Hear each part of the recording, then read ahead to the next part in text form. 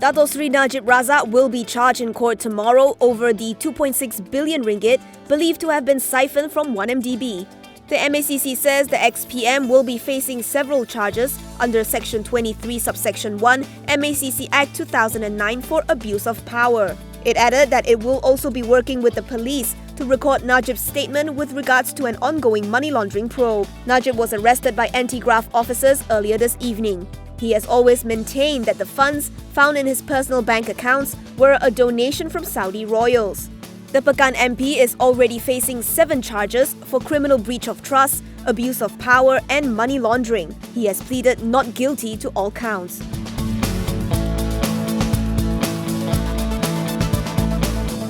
Malaysia is looking at issuing sovereign debt and monetizing some of its assets to meet its financing needs. This would be a part of an economic roadmap to chart a path from global kleptocracy to sustainable growth. Finance Minister Lim Guan Eng says the government is in the midst of identifying the optimal mix of financing options. He says debt issuance would be the simplest, most reliable and easiest to manage due to the size of institutional investors. He gave his assurance that this additional debt issuance will be gradual and transparent to the market. The other option would be to sell some of its shares and land and lease idle government assets and buildings. Lim says Malaysia is suffering from legacy issues of corruption and global factors outside its control. But with institutional reforms, the only way to go is up. He believes if Malaysia can successfully navigate the fiscal challenges over the next 3 years, those who invest now can expect a substantial profit or returns on investment later.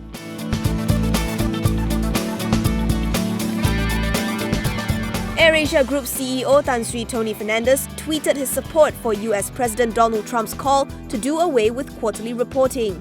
Companies would instead issue financial reports just twice a year.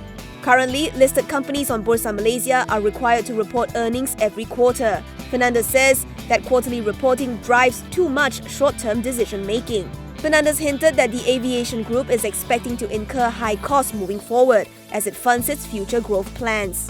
He said it is a choice between cutting capacity and damaging long-term growth but being more profitable, which would make analysts happy, or continue to invest for the future and have an amazing 2019 and 2020.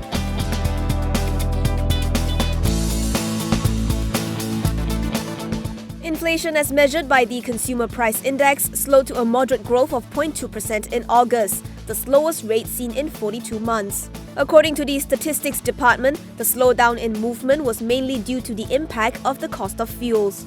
The index for transport increased 2.1% for the month, compared with the 6.7% recorded this past July. Other increases that contributed to the August CPI were housing, water, electricity, gas and other fuels, which was up 2%, education up 1.1%, restaurant and hotels up 0.7%, and food and non-alcoholic beverages up 0.4%. In general, 3 states had surpassed the national CPI rate, namely Selangor and Wilayah Persekutuan Putrajaya up 0.3%, Wilayah Persekutuan Kuala Lumpur up 0.5% and Negeri Sembilan up 0.6%. Both Penang and Johor showed the same rate as the national CPI.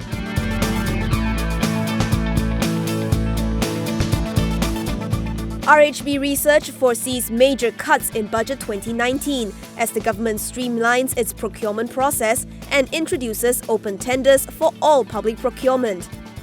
Economist Vincent Lu Yong Hong said the areas that would likely see significant cuts of up to 10% are supplies and services, which received an allocation of 33.6 billion ringgit or 12% the total 2018 budget. The grants and transfers segment may also see a lower allocation. It had received 38 billion ringgit or 13.6% previously. Other areas like development expenditure could also be affected, as indicated by the government's recent actions in cancelling or deferring infrastructure projects. Emoluments of civil servants is also expected to drop after the termination of 17,000 political appointees. He adds that Putrajaya would have to tighten its expenditure in face of a shortfall in tax revenue and also allowing companies to offset income tax returns owed in previous years.